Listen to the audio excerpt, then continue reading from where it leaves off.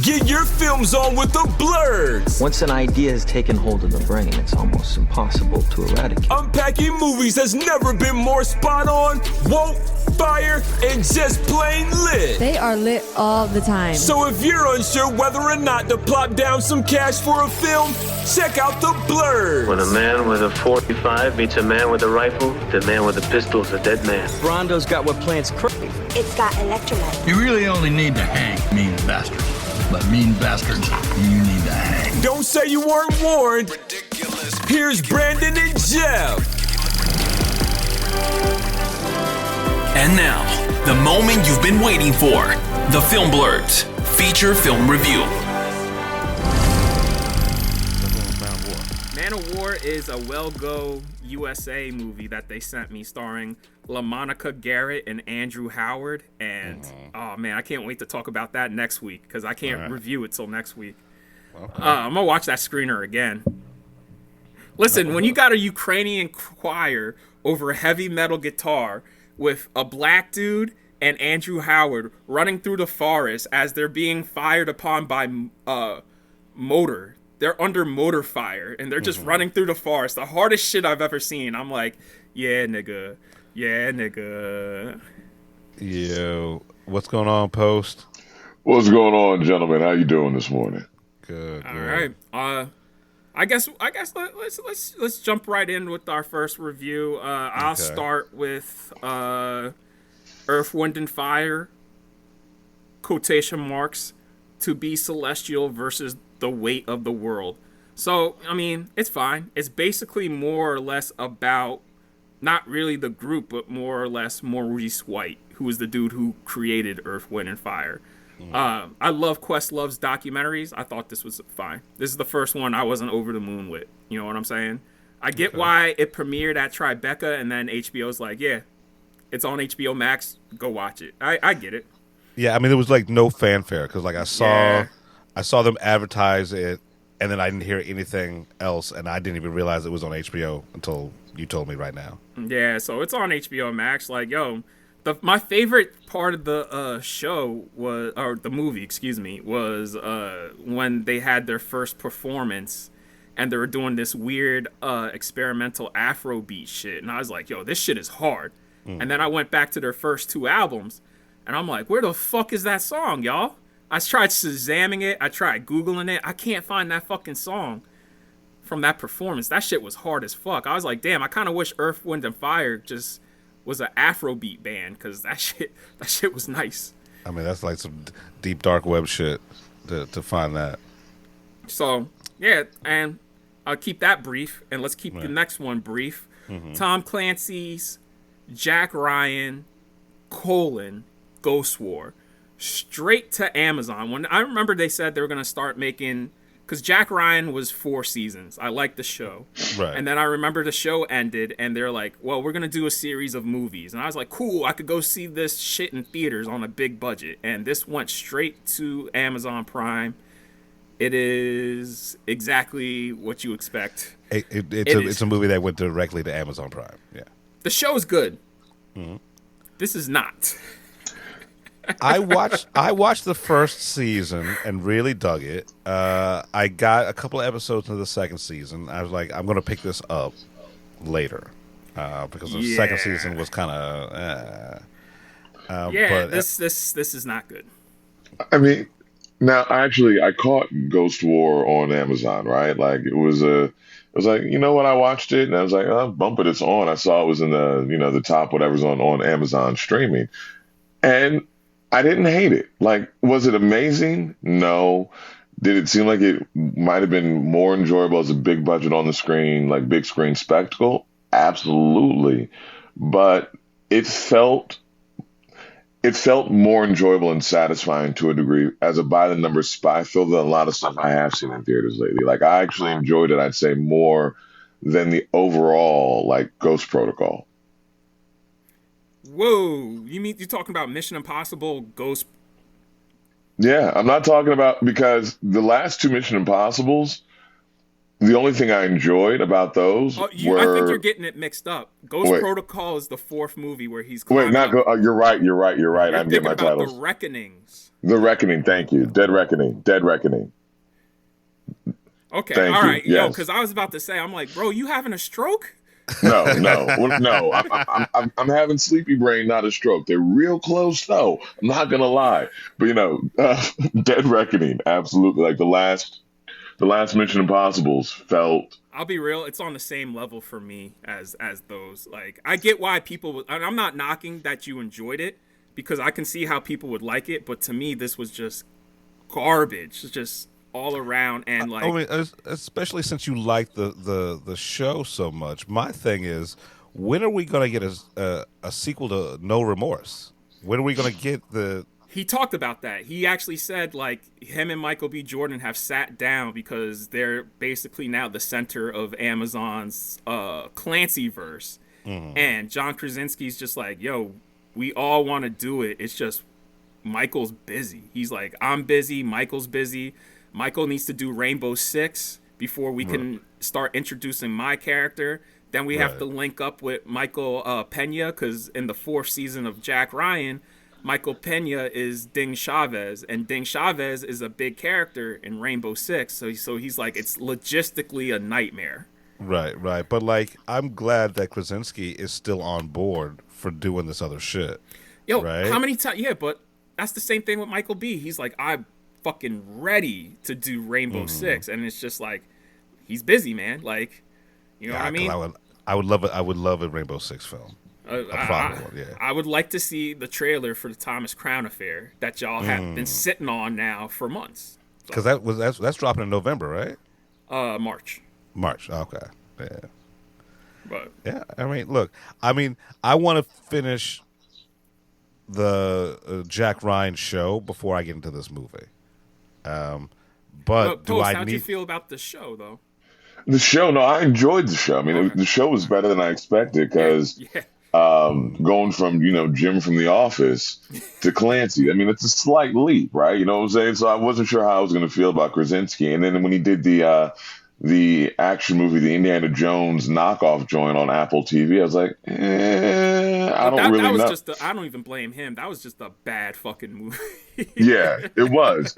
And I mean, so as we're talking about this being on the same level as Dead Reckoning, right? Like, I feel like there's a different level of expectation. My expectation for a straight to Amazon spy flick is way lower than for a Mission Impossible level tentpole. So for me to say it's on that, it's on that level is kind of, it's, I guess, a backhanded compliment, right? Like, I expected more from Mission Impossible, and I expected less from a straight to Amazon Tom Clancy flick. Fair enough. I think you went in. That's why you probably enjoyed it, because you went in with different expectations than I did. Because I really, really liked the show, and like you, I had no expectations, and I thought the show was going to be dog shit. But I mean, I knew Krasinski could do action, because it did come down to him and Chris Evans for Captain America. Like, he was like a hair away from being Captain America. Granted, but there's a difference between knowing that in your head and actually seeing it. Because there have been so many times Hollywood has been so fucking far off in their casting. I mean, not to say that it's the most egregious, but let's talk Michael Clark Duncan as Kingpin. I liked him as Kingpin. Come on, bro. I liked him as Kingpin. He's the only thing about that movie that fucking works. There was nothing in that movie that worked. I can't remember that movie. As Kingpin. That's it. The only thing they got right was his height. Beyond that... The suit. I'll give him the suit. Like, that was at a time where superhero movies were embarrassed of suits, and I was like, well, at least y'all tried with Daredevil with the suit, but otherwise, like, yeah, that fucking movie. Yeah. So also, I did like Colin Farrell's Bullseye, because that nigga was having fun. Wasn't that his last wasn't that his last big budget? Right, before he became an actor, yeah. Right. Yeah. No, he did. No, because he did Total Recall after that. He did a couple. That's right. Fucking goddamn garbage. All right, yeah. Yeah, I mean, it missed a few key components that made Total Recall. And as a male who went through puberty when that movie came out, I think y'all can understand. I can't remember. Did like the remake? Did it have the 3 titties? Yes, it No, did. Yes, it did it? Yes, it did. Not the same though. It was- Yo, listen, I just remembered because it was just thrown the fuck in there. And that's why I vividly remember seeing that movie, and I remember because I went to the screening. There's only 2 rows roped off for critics, so I sat in the row with the leg room, and then everybody else who was in that motherfucker worked on the movie. So once the movie was done, everybody was clapping, saying, "Good job, Len. Len did a great job." And I was just like, "Get me the fuck out of here!" Like I vividly remember that shit. You were like, good job on making that mortgage payment, because that's all this was a paycheck. I don't think Len Wiseman has ever made a good movie, so that's just me. Wait, didn't he make what's the Kate Beckinsale vampire shit? Underworld. I mean, my point stands. I didn't hate Underworld. I you know what? It's a vampires versus werewolf movie with guns. I can't ask for too much. My point stands. I mean, let's put in perspective, right? He's never made. I don't think he's ever made a Huey Bowl level travesty, but he's also never made something that I was like, "Yo, you gotta see this." I remember being called a faggot because I didn't like Die Hard, Live Free or Die Hard. Wait, who stood on business for that movie like that? At the time, the people I worked with, they like, I told them, I was like, "Yeah, I don't like it." He's like, "What are you, a faggot? How you not like that?" I was just like, "This shit, really? You're gonna call me a fucking homophobic slur over this shit?" Over Live Free and Die, or Die Trying, Die Hard, whatever. Like, that movie was bullshit. We need to talk about the people you associate with, man. If they was calling you a fucking faggot over that, they weren't my friends. They were co-workers at the place I was working at the time, because I was working in retail, and I was working in the home media section while that nigga was working in the TV department. Mind you, at the time, I was I think this person was like 17, 18. White guy who we all punched. Of course. Eventually, I punched him right in the fucking nuts because we would do illegal fight clubs after hours. So I got in on it, and I was like, "Yeah, let's fight." And I played dirty. I punched him right in the nuts as hard as I could, because nothing was off limits. Nothing was off limits. And I was like, it was either that or the throat. And if I hit him in the throat, it's a possible chance he might die, because I've hit people in the throat before, and they almost died. Because, again, like Tyrion Lannister said, I fight to win. I don't fight with honor. Wow, retail's wild. Yeah, we all got in trouble. Corporate found out we were doing after-hours fight clubs because, lo and behold, the manager on duty, he knew about this because he was the one facilitating it. But the dumbass didn't tell us, "Yo, there's cameras where we're fighting. Let's fight in a different part of the store where there's no cameras." Because he would be the referee, or he would sometimes fight. Oh man! See, this is why brick and mortar isn't a thing anymore. That's why. You guys want to know what store it was?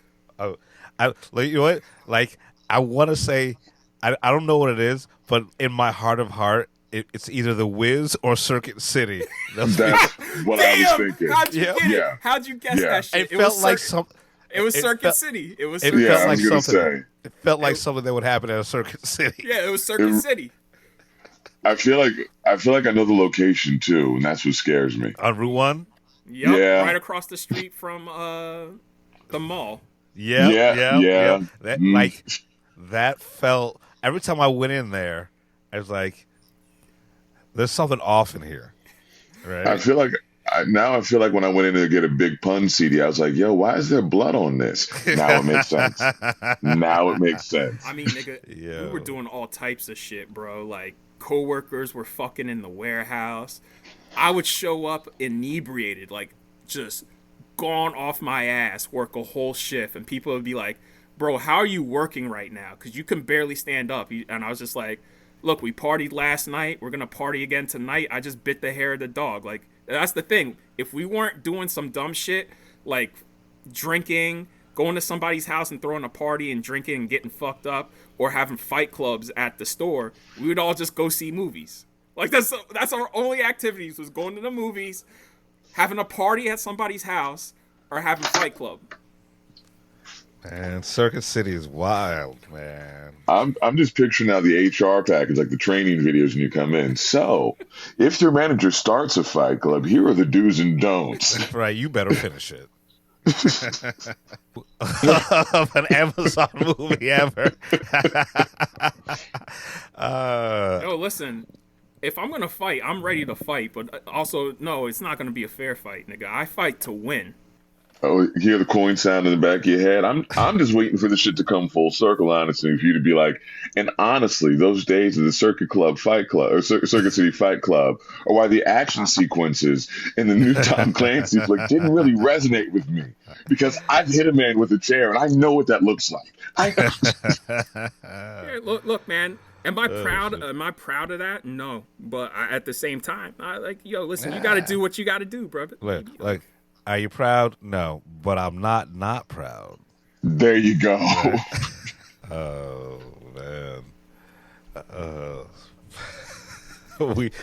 We'll swing back around.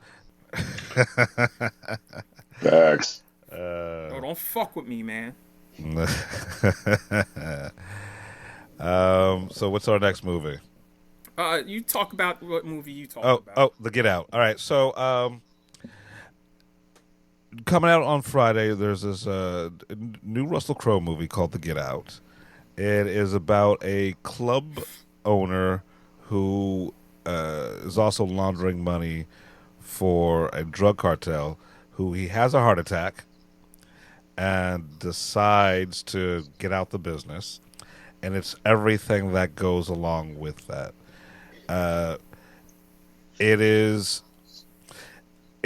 It's one of those light and jaunty LA noir films, right? When I say LA noir, I mean like Get Shorty or 2 Days in the Valley, like a lot of different stories that kind of, coalesce at the end for like a big thing.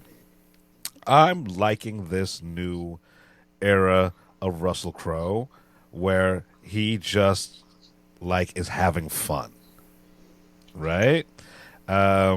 He's usually got an accent. I don't think I've seen a movie with Russell Crowe in it in the last 4 years where he hasn't had an accent. And this is no different. And this is a fun movie until it's not. Like, it turns like that and gets real fucking dark. And I kind of really fuck with it that way. Like, it's a real it's not gonna blow anyone's mind, right? But we've talked about this before. Sometimes you just want a competently done small movie, right, where the stakes are just people, right?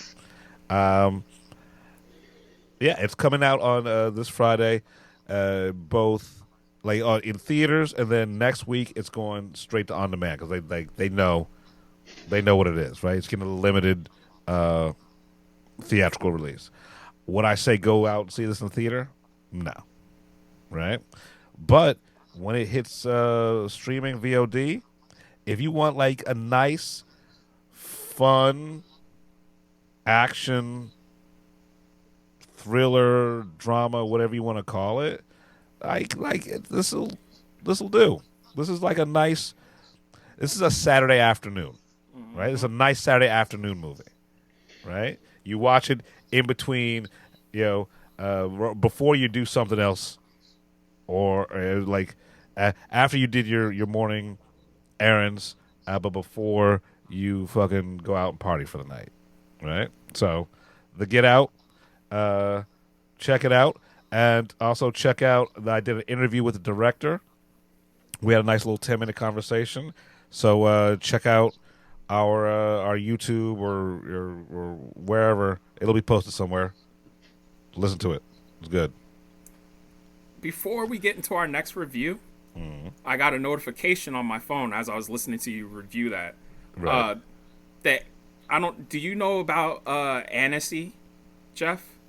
What was? Annecy is a animation festival and exhibition. They just announced at Annecy that Genndy Tartakovsky is doing a Conan the Barbarian show for Amazon Prime. Yo, I'm in. Let me show you what it looks like. And I was just like, this looks like Primal. So he's basically going to do Primal for Conan the Barbarian. Which beautiful animation. I know it's kind of blown out. Y'all can't really see it, but like right, but like idea. I get the idea. Take my money. Just go ahead. Take my money. Y'all know I fuck with Genndy the long way. So like the fact that he's doing this and then they just announced that he's going to be himself is bringing back the Powerpuff Girls. I was just like, yo, all right. Powerpuff Girls is my shit. So all I need is for him to come out and be like, you know what? I'm going to give y'all one more. I'm going to do one last special for Dexter's Laboratory. Yo. Yep. Yeah. Let's just bring that whole entire Cartoon Network. Yeah. Because I would love some new Johnny Bravo. Yeah. I think the world needs Johnny Bravo right now. Wasn't The Rock supposed to play Johnny Bravo? Yes, he was. Yes, he was. Yes, he was. Yes, he was. So that's something I actually would not mind at all. That would be one of the funniest fucking movies ever made, especially in today's day and age. Right. Women would like absolutely not put up with that shit. Like it was funny back then when they weren't putting up with it, but nowadays in our new society, oh yeah. I think that needs to happen. Have make Johnny more or less swaggerless too. Like make him a ultra fucking chug. Right, make him a fucking what are these health looks manosphere. Make him a manosphere dude. Yeah. Oh, so man. Let's get all right. Before we get into Supergirl, we have one more review. I got trapped into this. My boy wanted to see The Secret Movie at AMC on Monday night. And I was like, yeah, sure. I don't give a fuck. You know what I mean? Right. A-list reservation right at Market Fair, no sweat off my back. Okay. When we walked in, we were sitting next to this old couple, and the way they looked at us, I was just like, Jesus Christ, I already know what this is. And like this lady, they were loud, and they just kept staring at us. I was just like, yeah, because y'all never seen niggas before. I know what this is. Anyways, movie started, and we saw previews for Angel Studios movie, so I'm like, oh, Jesus Christ. Okay. Yeah. And the logo came up at the beginning of the movie, and I was like, oh, fuck y'all. Fuck y'all for making this the mystery movie. Really? Ends up being Young Washington. I mean, it is the 250th anniversary.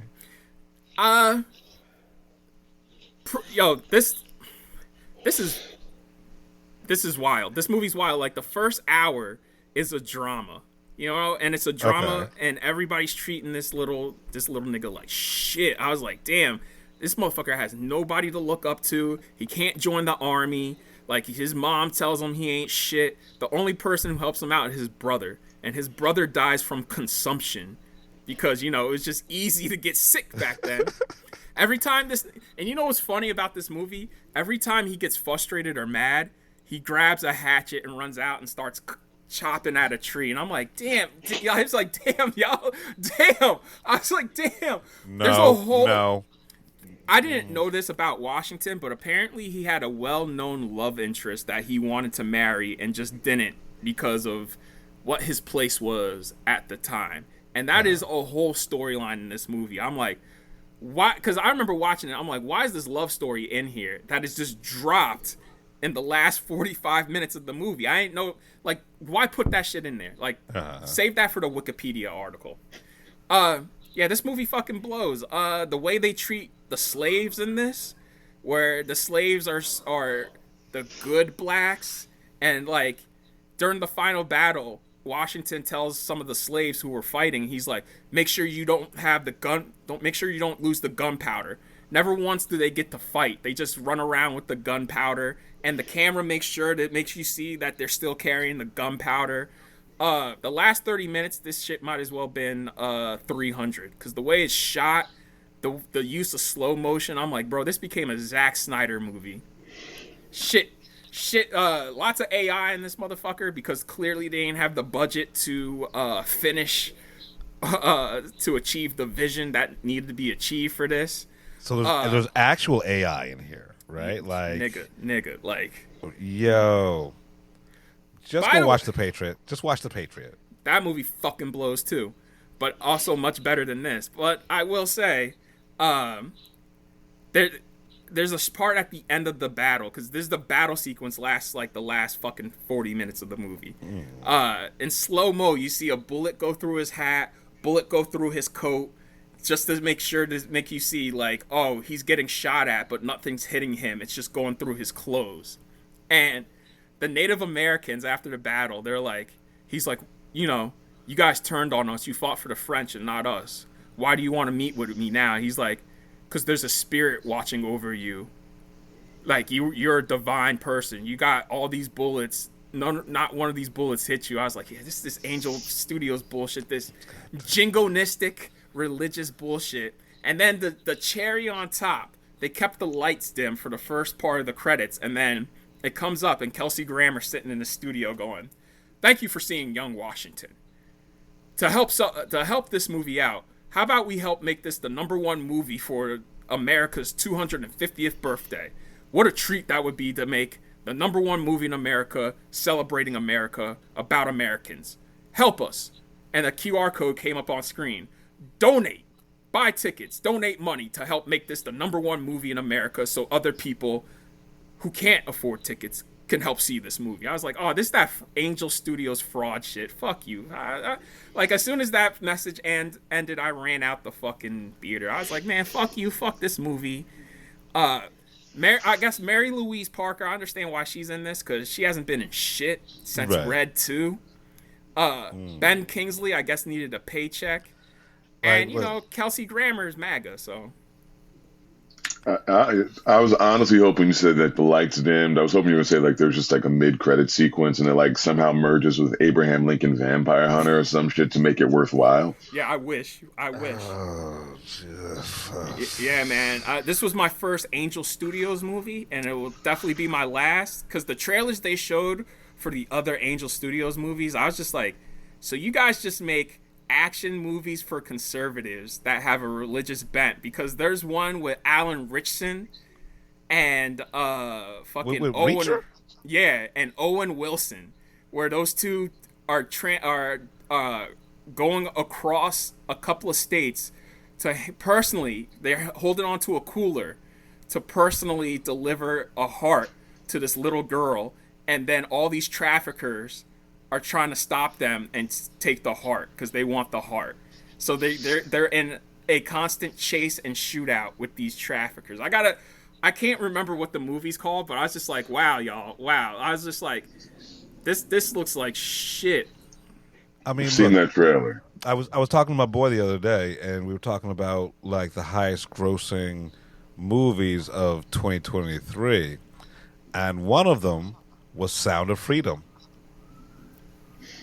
That's the only movie they made money off of. Yeah, it's called, it's coming out September 11th. It's called Runner. Yeah, no, I'm good. I'm good on that. So, I'll take Motor City instead. Yeah. Young slave owner. Okay, gotcha. So Angel Studios. Yeah, and then they tried the Fairfaxes. That's because one of the girl he's in love with is part of the Fairfax family. Homie goes, hey, he goes to the black dudes. They're like, whoa, why are you guys fighting with us? Like, y'all are slaves. Like, why are you fighting with us? Why are you here? And he's like, yeah, the Fairfaxes sent us in their stead. Sure, I was like, this, okay. Well, I mean, someone's racist grandfather's really going to love that this weekend, so. Mom, they said our name. They said our name. It opens next week, July 1st. so that way it could play across July 3rd weekend. And I'm like, and I thought that shit was funny that Chelsea Graham is like, make this the #1 movie in America for America's 250th birthday. I'm like, bitch, Toy Story 5's out, and you dusty motherfuckers aren't gonna beat Minions. Too many motherfuckers love Minions. Minions is a cross-aisle thing. Conservatives, liberals, moderates, they all love Minions. Like, fuck out of here. Y'all thinking that shit's gonna be #1 movie when Minions is out here and Toy Story's out here. Get the fuck out of here. Honestly, anything. The movie we're about to talk about, that's gonna be by the way, yeah, they're doing box office tracking for the movie we're about to talk about this weekend. Yeah. That shit's gonna open at #2 behind Toy Story 5. I mean, so let's talk about it. We're talking about Craig Gillespie, a dude I still don't understand how he got this job. Supergirl. This was the only superhero movie I was looking forward to this year. Like, I know everybody's hyped for Spider-Man, and I'm just like, you know, I'll see it. But this was the one where I'm like, I watched the trailer and I'm like, I'm not moved by it, but I hope the finished product is better. And I don't know, post. I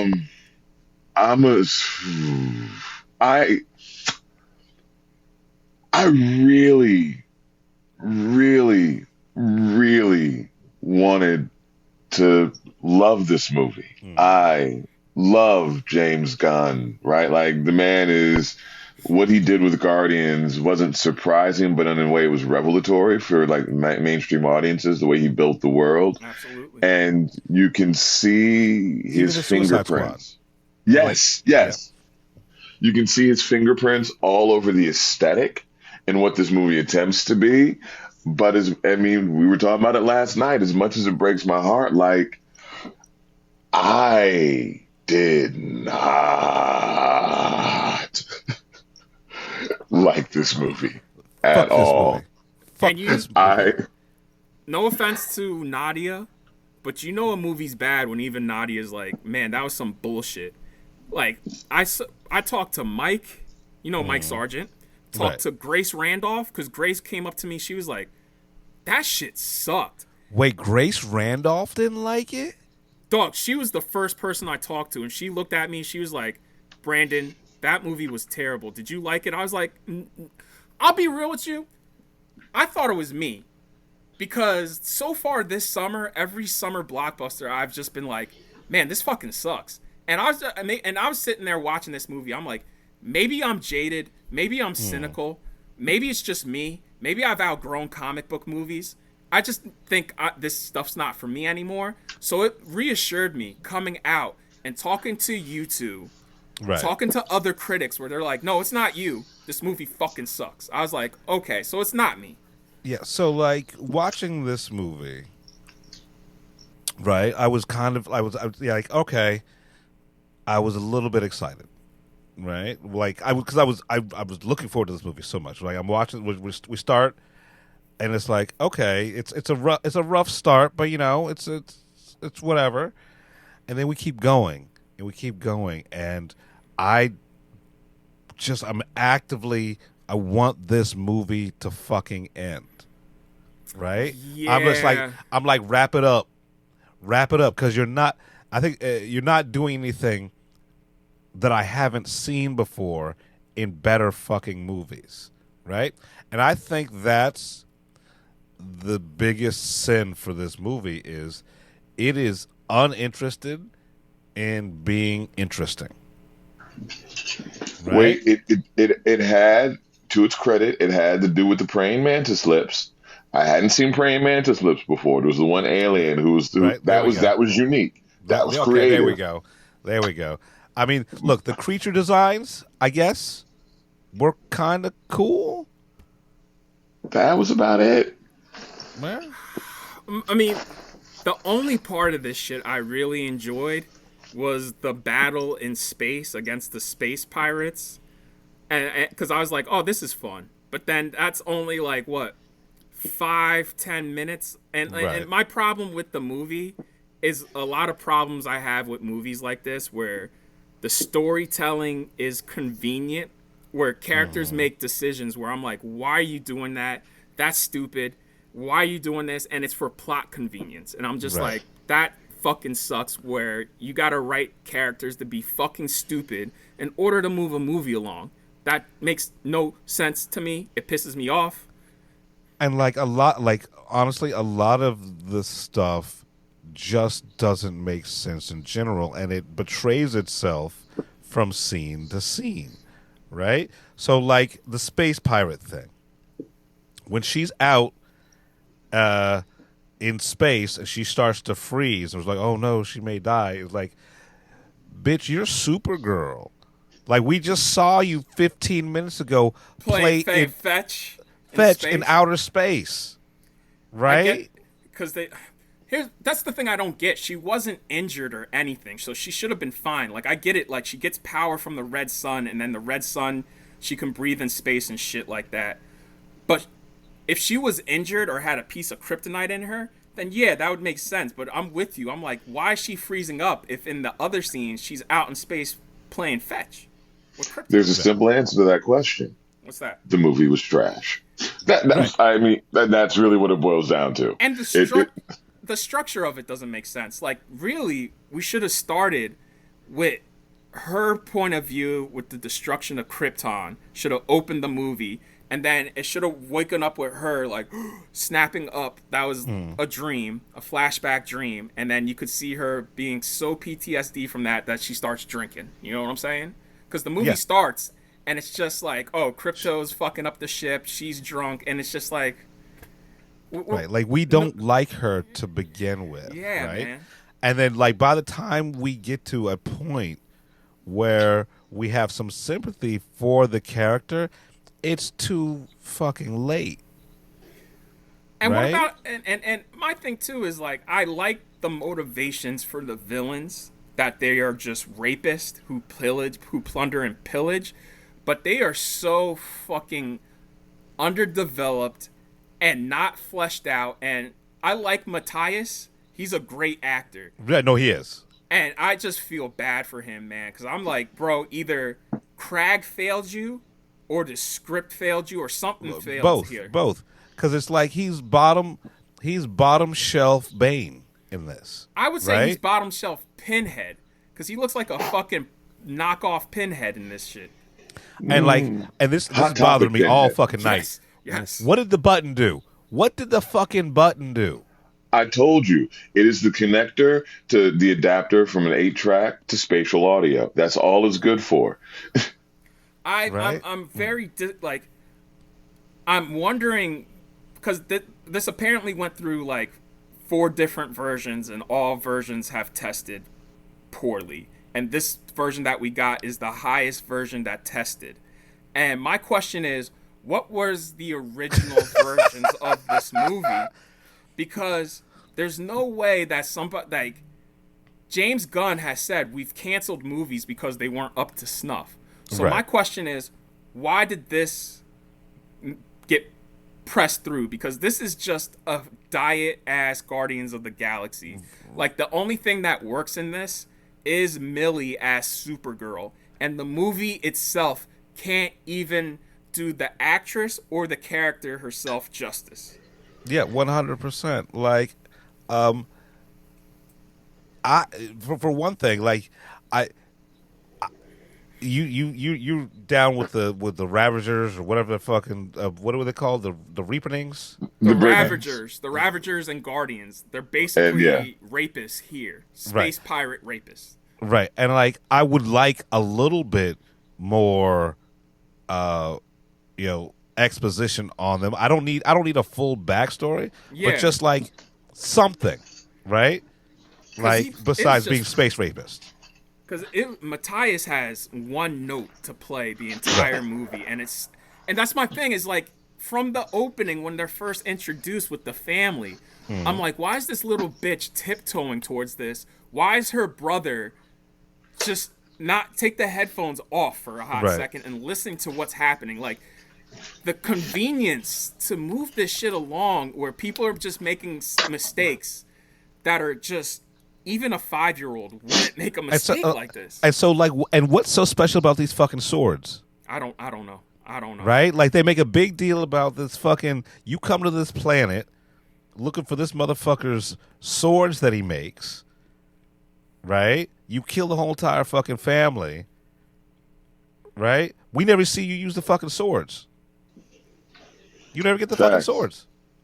I mean, they needed to give Ruthie, the girl, a straight up Inigo Montoya moment to make it resonate a bit. The whole vengeance, the whole value of the sword, all of that, and there was nothing. I mean, we needed. Let's be real, right? Anyone who's thinking about seeing Supergirl would be better served watching Hancock, The Princess Bride, and Mad Max Fury Road. I mean, yeah.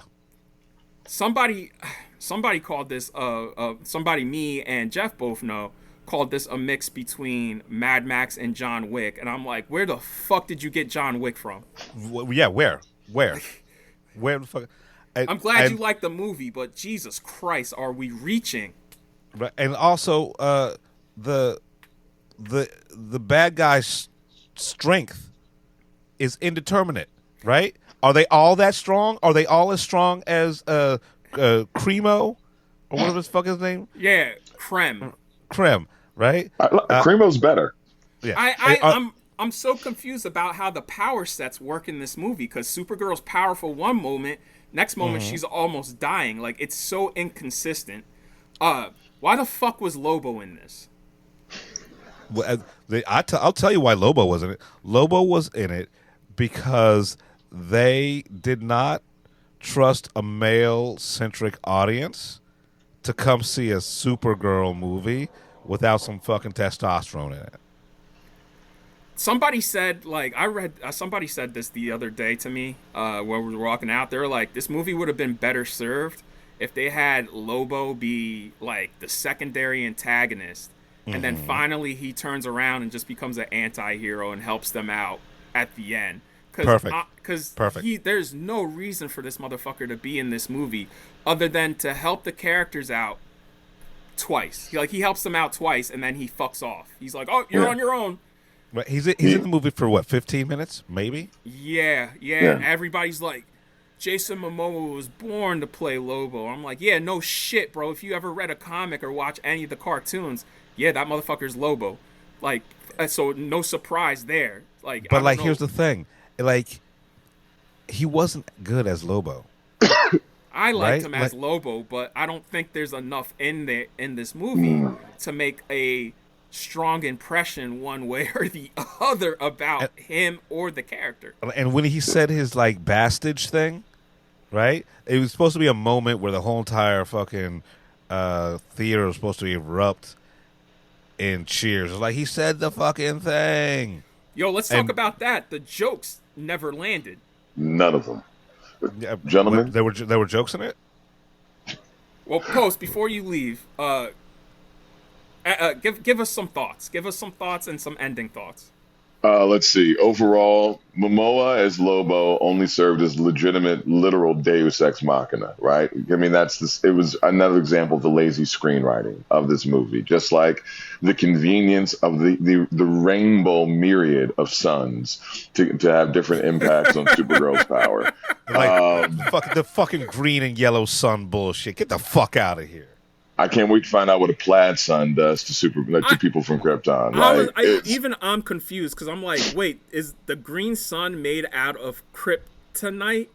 Who the fuck knows? Don't because fucking that know. makes no sense to me that a green sun would zap her powers if it's not made of kryptonite. That's a question. That's a question. That should have been It's like nobody thought this shit through. And like all of a sudden, there are 2 Kryptonians in the universe left. How is it that after Krem's first encounter, he's like, all right, let me make some kryptonite arrows, right? Where did you get fucking kryptonite? Yeah, where he's like, I made this especially for you. And I was just right. It's like, and then how does he know? How does he fucking know? My question is, when did you have the time, bro? Because the last time we saw you, you were literally pillaging a whole planet and you killed like 50 people. So where the fuck did you get time to make kryptonite, or you know what, it's Right. the more you think about the movie, the more angry it makes you. This is something that when it comes on cable, just turn it the fuck off. It is sadness. And why? Like, why would she put the bag over her head? You are fucking Supergirl. Fucking yoke that dude up. Take him into the stratosphere. Tell me where he is, or I will fucking drop you. And the movie goes out of its way to let you know she was using X-ray vision the whole time anyway. So I'm just like, okay, I mean, like, well, nothing's being accomplished in this movie at all. No. I really do feel bad for Millie. She is great, and I like her, and I want to see her again, but in a much better movie. I'm still confused as to how Craig was chosen to be the director of this, because his biggest movies are I, Tonya and Dumb Money, and neither one of those would suggest comic book movie. Yeah, no, none of that tracks. But gentlemen, I got to dip. It's been an honor and a pleasure to sit in with you. And if we want to hate on and shit on this movie more just in our spare time, call me up because I'm down. I want to talk about just the fact that Krem coming up with the Krypton thing, all it reminded me of was Adam West and the fucking bat utility belt from back in the day. I've got bat shark repellent. Oh shit! Yeah. Oh shit! I'm taking it there. But I will. It's been a pleasure, gentlemen. All right, I'll catch you soon. Later. Thanks for jumping in, man. Thanks for having me. Yeah, but he's right. Like, it's so convenient and like this whole entire movie is conveniently inconvenient, right? Like, it's. I want to read Anna Nicaragua's script before they started shooting. Like, what was the final script? Right. Because she got hired to do this movie. She is an actress turned screenwriter. Because her next writing credits is the Wonder Woman movie that they're developing. So she is in charge of writing the Wonder Woman movie. And I'm like, I want to read the original script for Supergirl. Right. Like, what was it that this got the green light, but the Authority got canceled? Waller is delayed. Like, there's so many projects that they announced that they're like, well, we're taking our time with because we want to make sure they're great. And I'm like, why aren't you guys? Right. Because this is the second movie in the universe, and I'm just like, dude, you cannot have this be your second movie, man. Because this is and it was announced. It was announced what, 2 days after opening? Superman, after Superman came out? Yeah. Right? Like, we should have already known. I'm very, like, so far DC, I like Superman. I don't like the second season of Peacemaker because the ending just killed that shit for me. Like, y'all are doing what I hate about Marvel with that shit. And then what else have they done? Creature Commandos, I'm not a fan of. What else is in the universe? I mean, do you the Suicide Squad technically?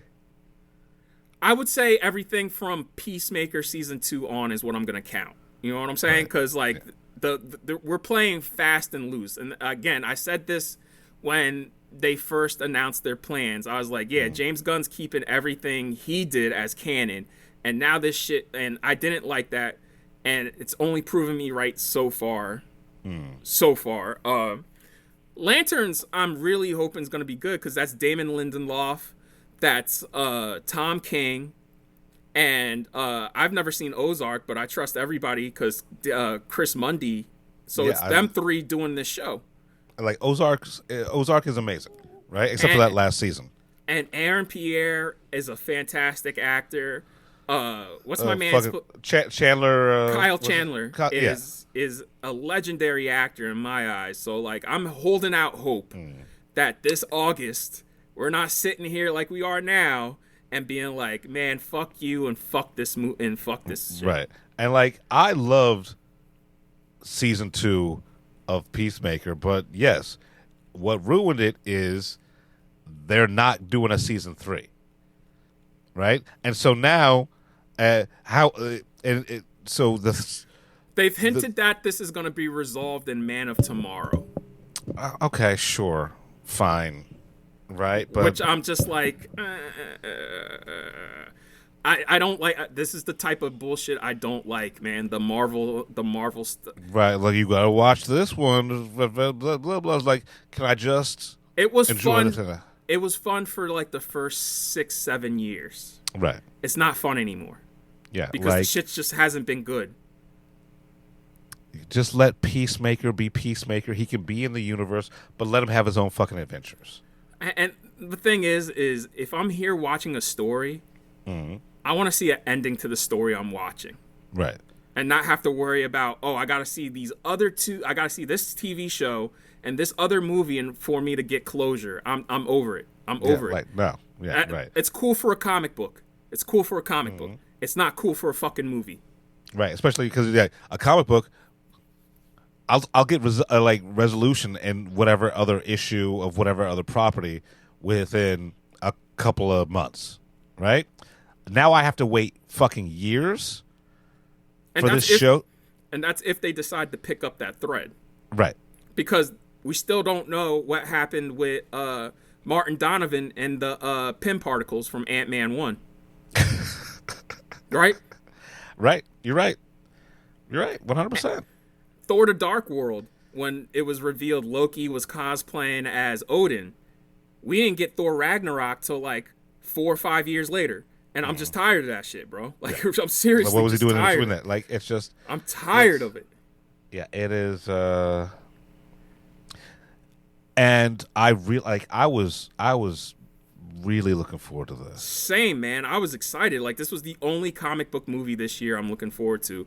But then somebody reminded me, Clayface drops in September. And I'm just like, all right, well, I mean, y'all...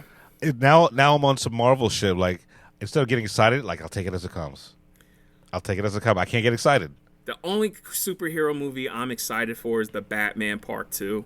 And keep Matt Reeves out of this shit. Let him do his own thing. I don't have no fucking tie-ins to what he's doing, because y'all did not earn not a single fucking thing so far. This was so bad. And as much as I enjoyed Superman, I have problems with Superman.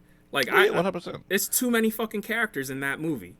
Way too many fucking characters. So Superman, I liked it when I first saw it. I didn't love it, right? And I wanted to love it because I love Superman.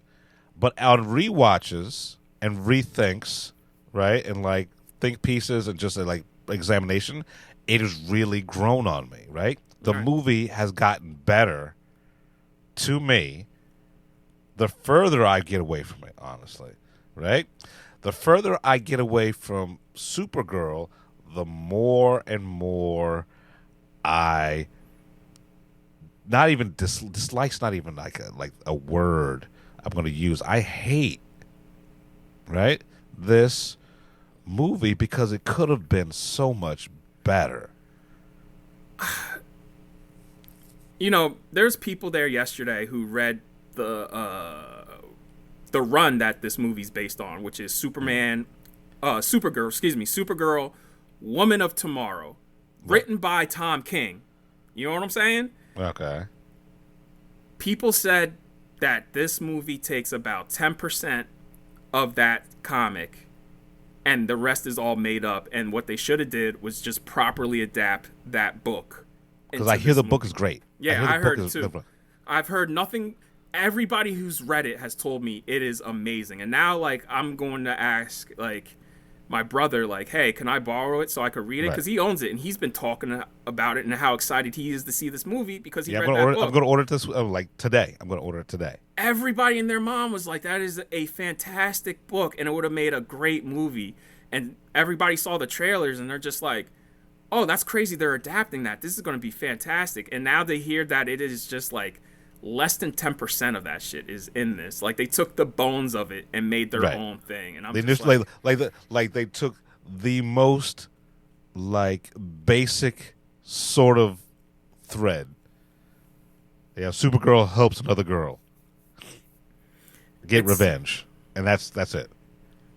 I mean this from the bottom of my heart. Like, I'm disappointed from everybody. I'm talking like everybody involved except for Millie and David Crenswith. Like, you two are innocent, and like every time though, like, it kind of makes me wish Man of Tomorrow was just a team up movie between those two instead of him and Lex fighting Brainiac.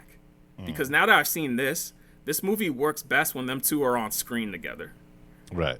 I'm very disappointed. I'm not looking forward to Man of Tomorrow anymore.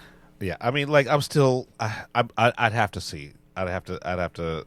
You gonna wait for a trailer? I'm gonna wait for a trailer. But honestly, my favorite part, like the parts I did not hate about this movie, was the shit on Krypton. Yeah, that was the best shit.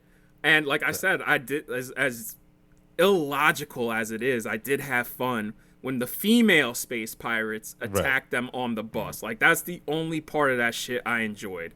Otherwise, like, even the final battle is so fucking underwhelming. And like, they did it better in The Flash. The CG, though, dog. Like, when they're standing on the beach, I'm like, was the volume not available? Could y'all not go to Norway for a couple of days and film this shit on a beach?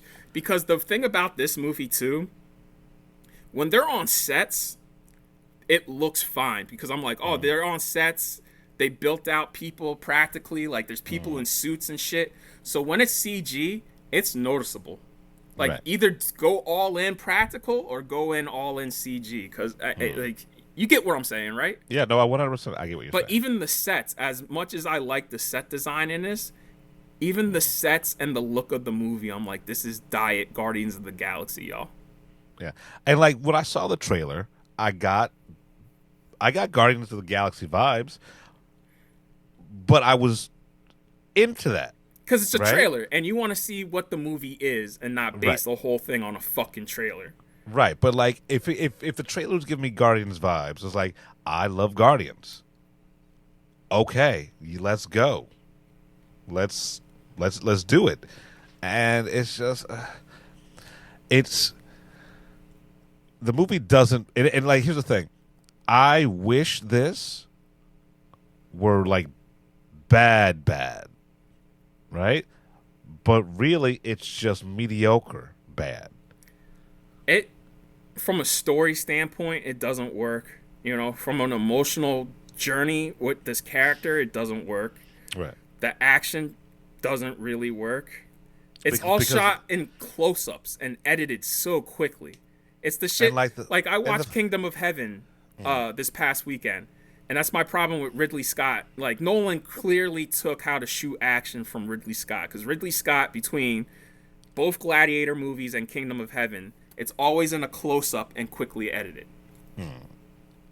And I love Gladiator, and I love Kingdom of Heaven, but like, let's be real. Yeah, and it's and like her power sets change, right? The rules change. Like, it just doesn't. There's no rhyme or reason. Like, we just saw last year what Superman was capable of. I don't understand why she doesn't. She has the same power set, right? And it changes for her, but not for Superman, right? You know, and it's just like it. Once we got to the Green Sun planet, I was like, "What are we doing? What the fuck are we doing?" I was like that a few minutes in, man. Like, I mean, this has no shade to the little girl, because it's not her fault, and she's doing the best of a thankless role. But the way that character's written, I was just like, this character fucking sucks. This character fucking sucks. Like, so she goes around talking about, like, killing this Krem dude, but it's never established at all that she can fight.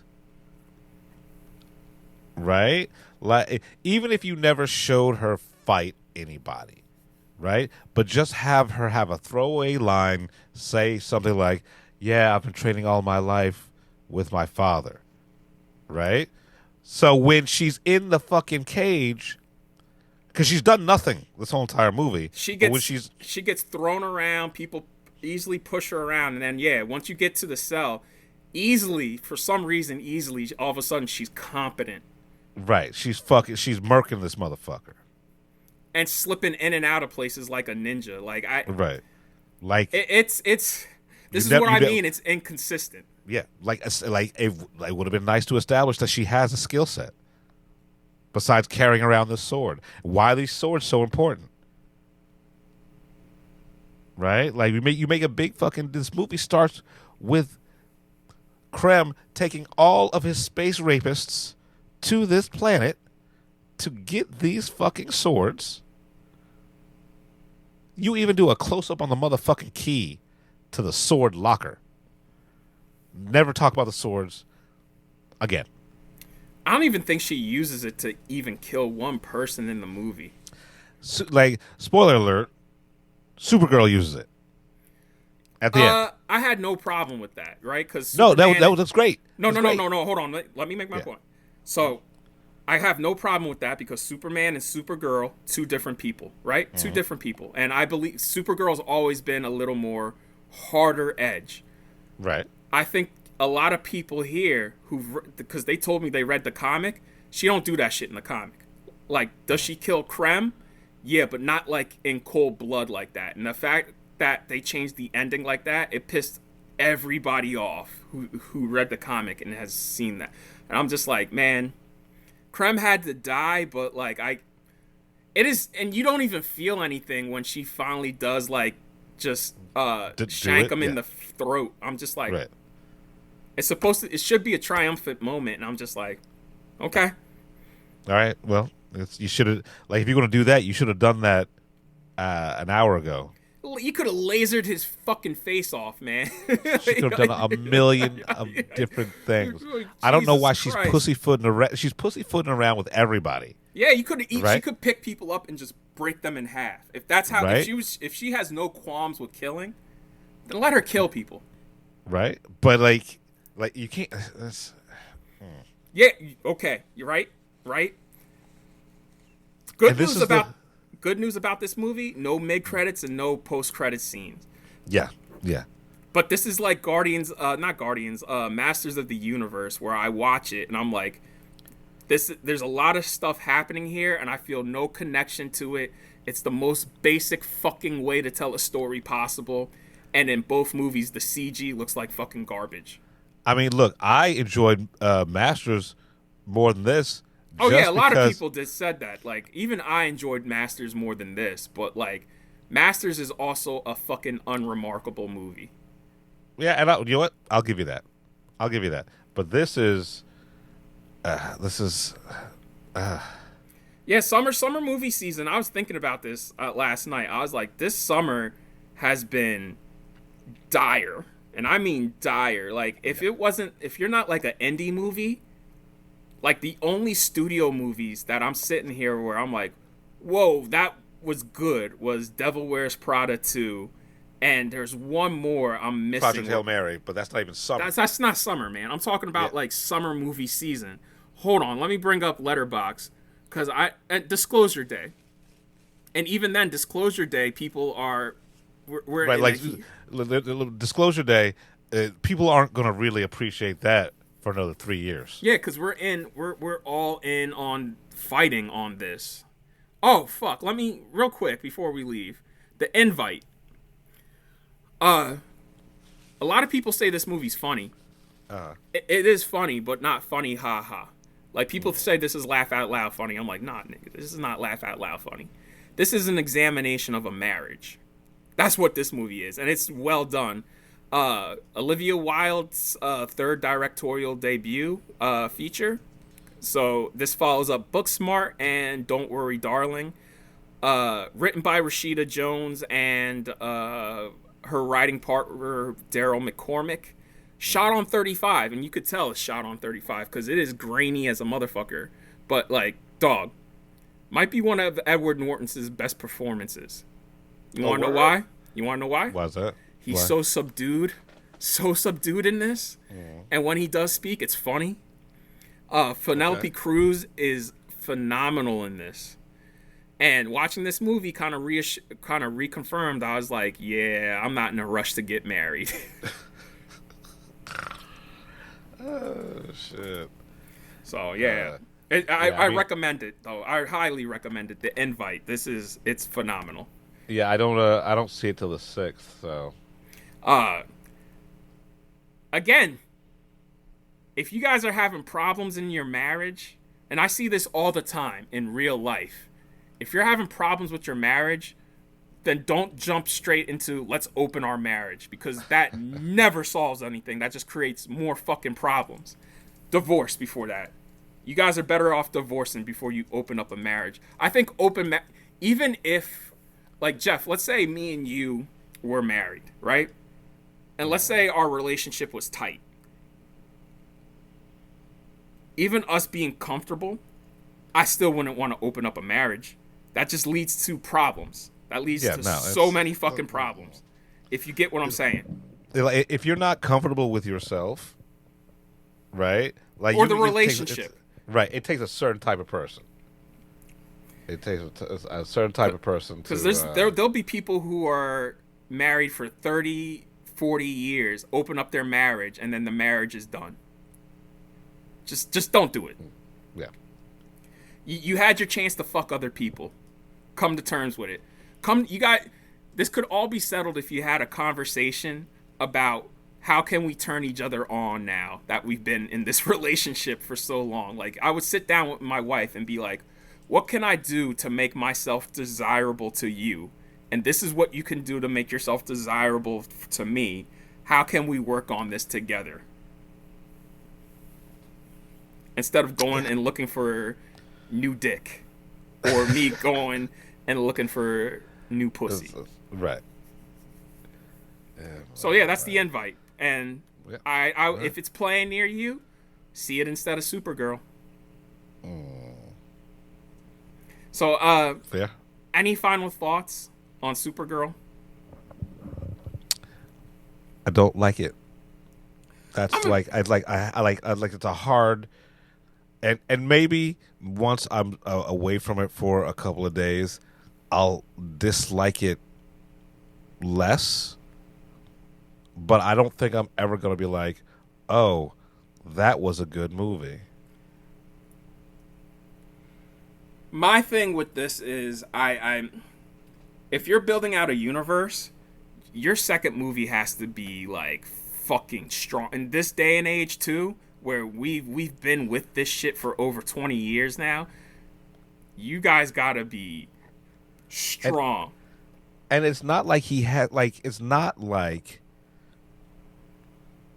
James Gunn hasn't done this shit before. It's not like it hasn't been done in this universe before, right?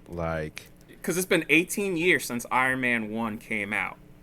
So we've been with this for 18 years, and bro, if you're gonna jump on this bandwagon of universe building, especially since this shit we are on our way out of shared universes, you gotta make sure that second movie, you can't, Jeff, if we were 4 or 5 movies deep and this came out, I've been like, well, it's fine.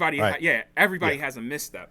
This is the beginning, man. Right. We are still in the baby stages, and I'm just like, man, if Clayface don't hit in September, this whole prospect is basically done, dog. Right. And DC's already in a precarious state because of Zack Snyder. Snyder and the fans really destroyed that. By the way, before we sign off, did you hear about what Zack Snyder's next movie is? Because he just finished his indie film. He finished the indie film, and now he's going back to big budget. Okay, what is it? He is writing and directing a remake of one of the best movies ever made, Escape from New York.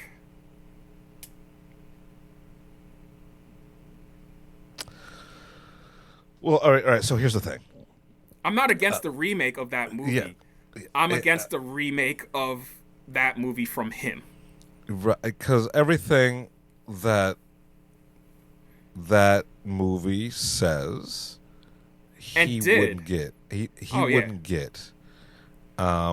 Because Escape from New York, honestly, on a story level, it's kind of simple.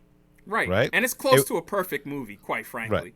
And I think it's close the way to it was a perfect approached, movie. the way Carpenter did it. Right. Because it's so, you could tell he had limitations.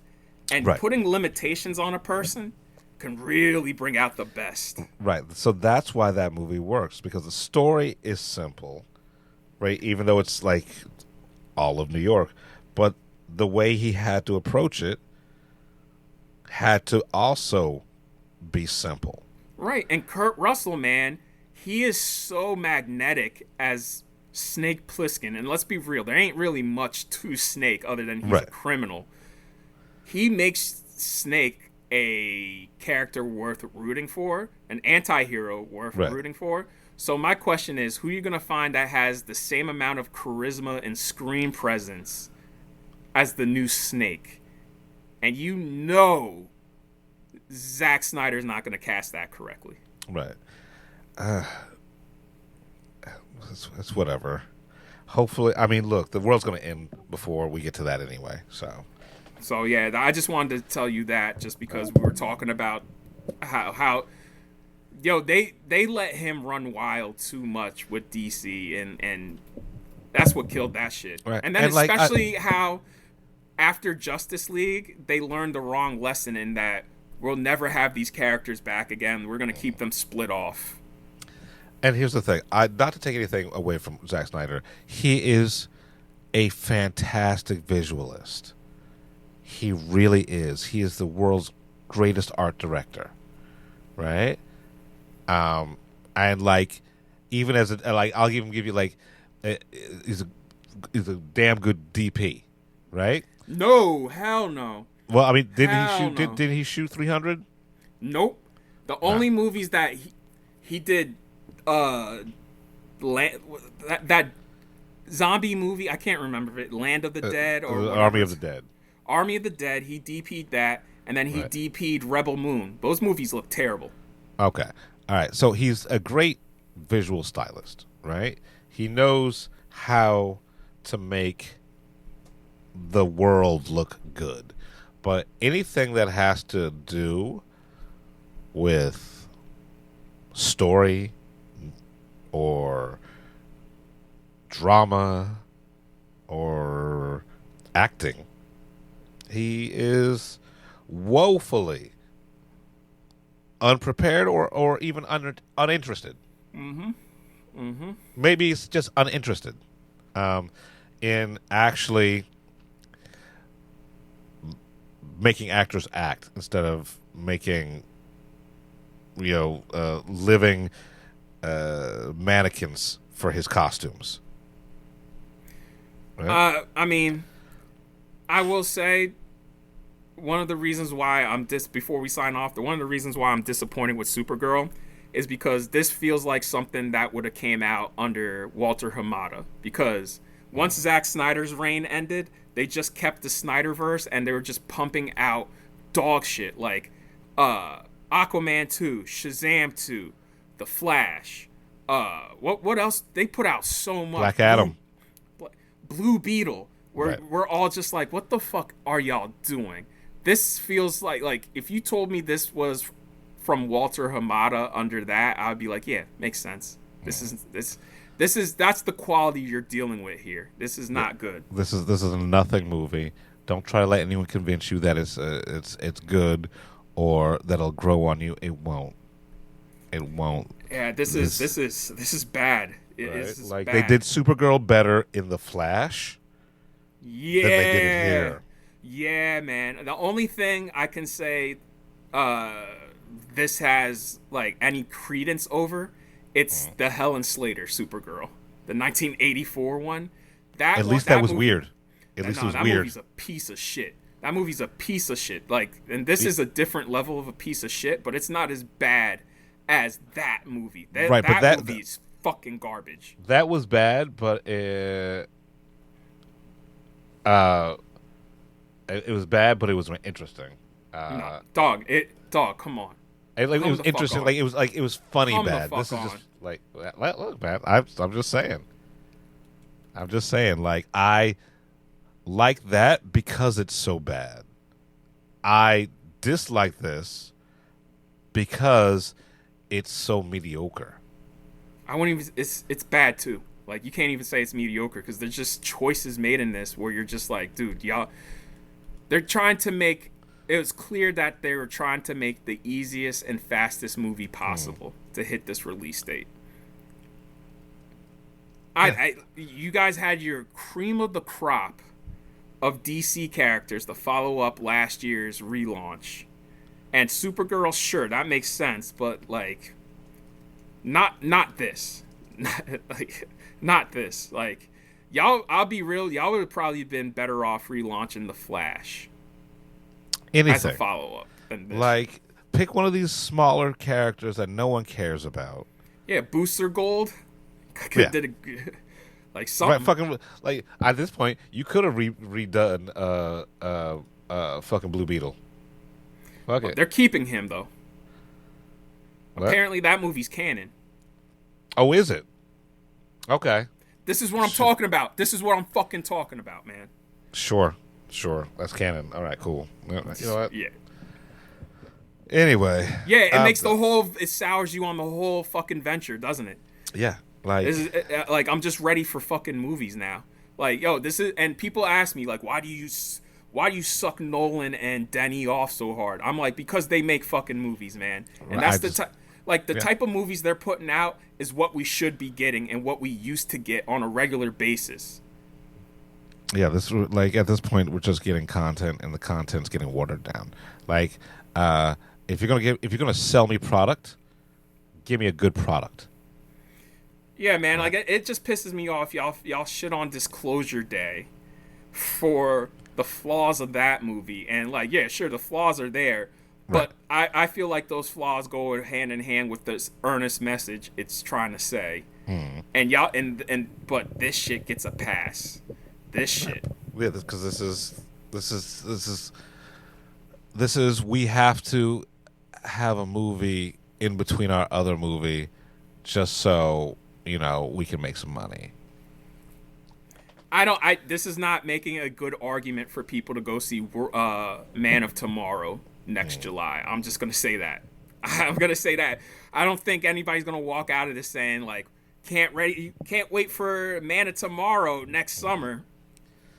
Yeah. And I feel bad because David Crenswith, Nicholas Hoult, and Rachel Brosnahan were at the premiere in New York on Monday. And I'm just, they're not in this movie, but I feel bad because they're the face of DC. They're happy to be out here saying, like, hey, we're here supporting the next movie, and we still got the next one next year. And it's just like, if I was them, I would have stayed home. I would have stayed. I mean, like, they're contractually obligated. They got to show up. They get paid for that. Apparently, also, they did reshoots to add in more David Crenswith as Superman. Of course they did.